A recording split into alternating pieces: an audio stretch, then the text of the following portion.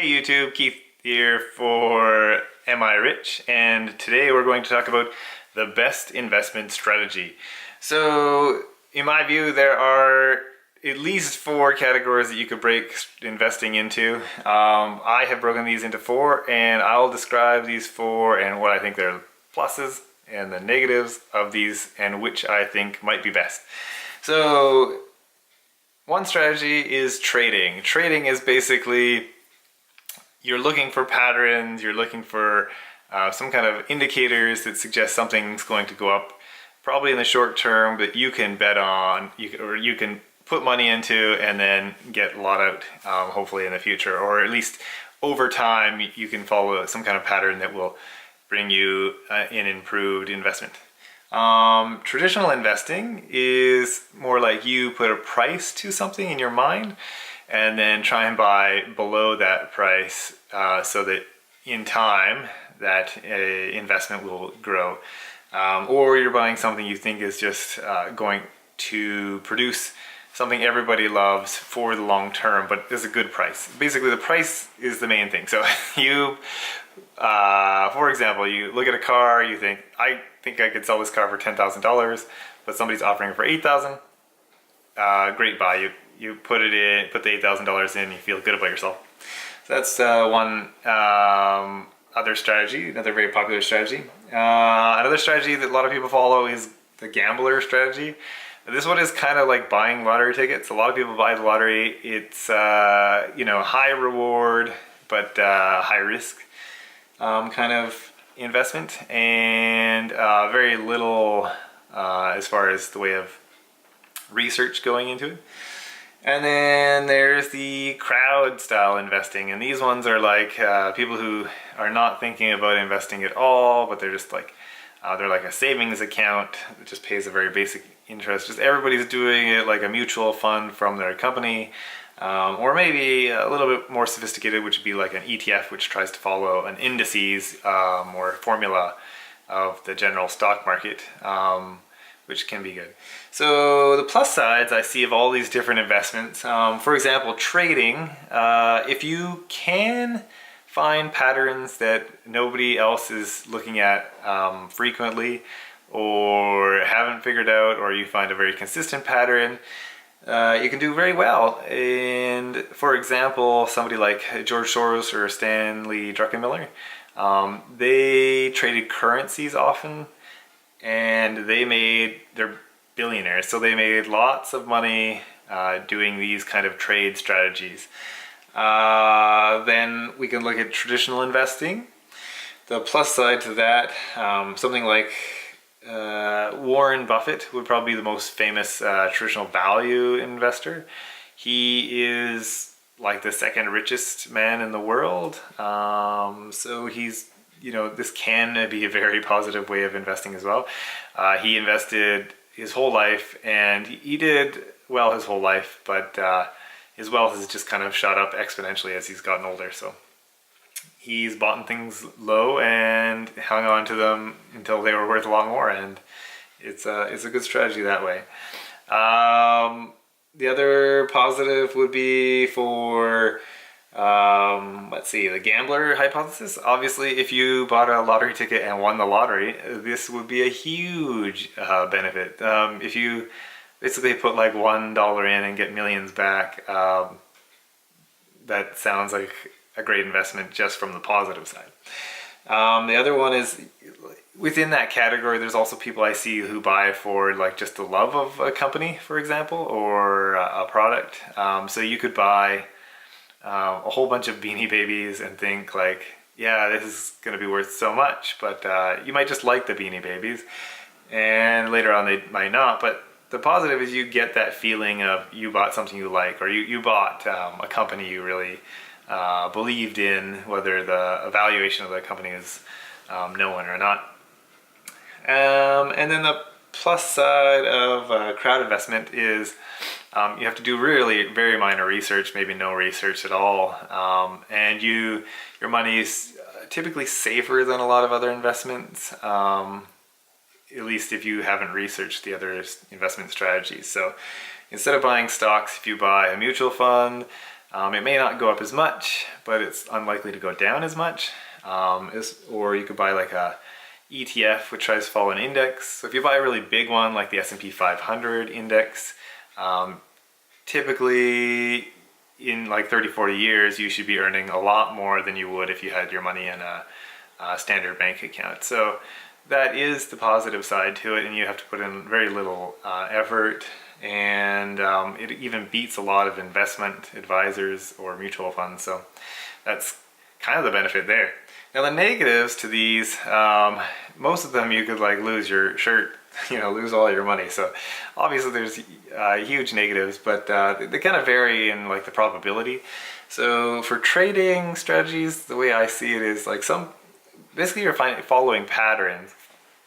So when it comes to like day trading, for example, people are looking for, or just some kind of a swing trade, they're looking for a pattern in the stock price to try and guide them on where they should buy and then sell out at.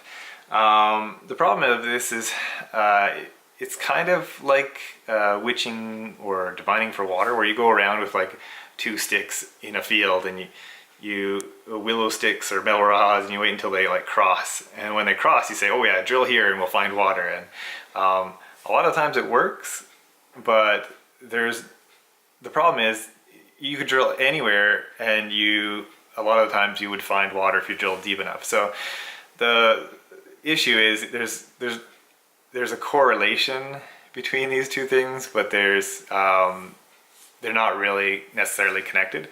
And so there's a lot of noise in the trading industry. You'll hear these people on like CNBC who are technicians, which they basically show you technicals, they call it, but they're lines drawn on like a stock chart. And they say if this pattern exists, and we're very likely to see like the stock shoot up or drop. But they could draw the lines like dozens of different ways, and the time windows they pick are totally variable. So it's very cooked up. It doesn't really seem to have a lot of substance to it. So I think the problem with the downside for traders is not being able to know what the real good patterns are, and there's so much noise. You could easily get into a pattern that you think is good, but it turns out not to be. And especially with trading, like if you're more in the day trade or short-term trading, you're putting a lot of money in where you expect some loss, but you're hoping for enough gains, small gains over time, to accumulate and be like, generally you have a window of gains and losses, but over time it'll gain. But if you find the wrong strategy, because there's so many out there, you could easily lose a lot of money, and I see that as a major downside to trading. Not that there isn't something to it, but I'd see a big downside in that sense, that it's really hard to find the true patterns. Now, there's also the different types of traditional investors.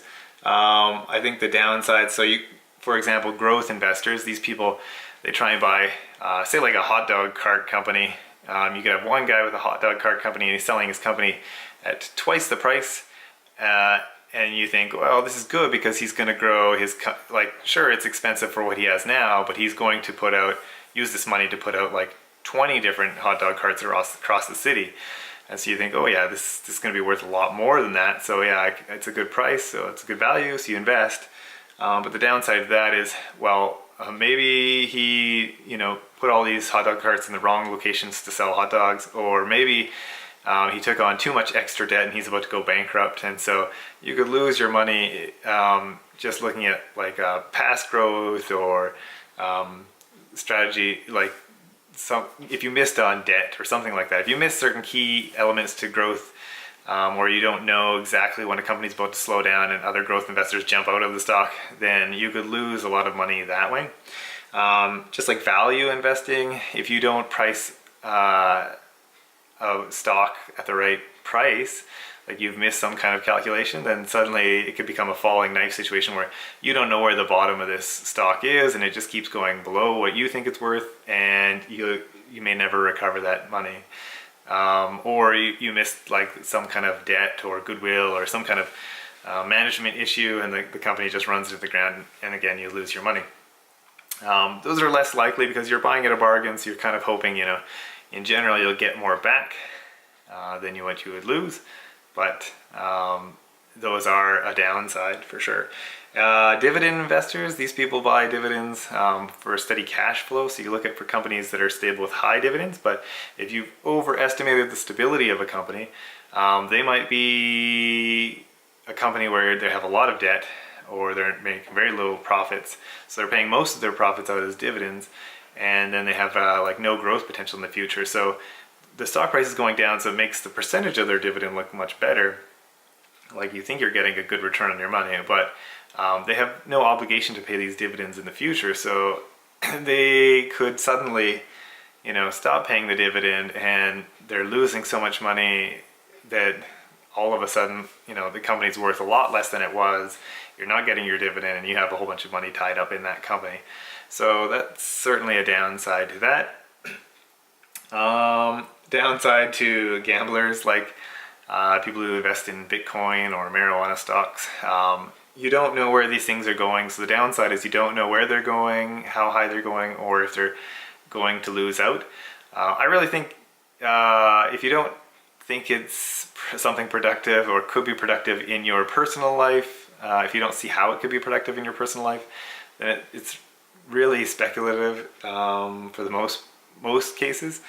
So yeah, like if you don't know, sure, somebody could tell you Bitcoin's the best thing ever for the future of currency, but if you don't know how you would use it yourself, then there's definitely a downside, because if you don't know how you could use it yourself, then you don't know how other people are going to use it, and you're just investing into a hype.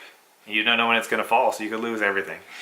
And same with investing for a love of a company. Yeah, you love the company, or you love some product, and you buy a whole bunch of it, but the price never goes up or goes down. Again, you're just losing out. So these are much more likely. Like the love one's very random. The hype, to buy something that's hyped up, and you have a really high risk or high chance of losing a lot of money unless you know how to sell out in it. But again, that's more like of a trade idea, or like looking for a pattern. So yeah, big downsides to those, or very high likelihood of the big downsides.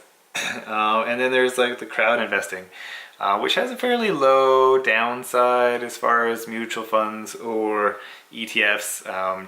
You could lose all your money if you invest in a very small ETF that can't follow its formula, because they don't have enough money to buy the stocks when they need to. So that could happen, but generally speaking, these things are fairly stable.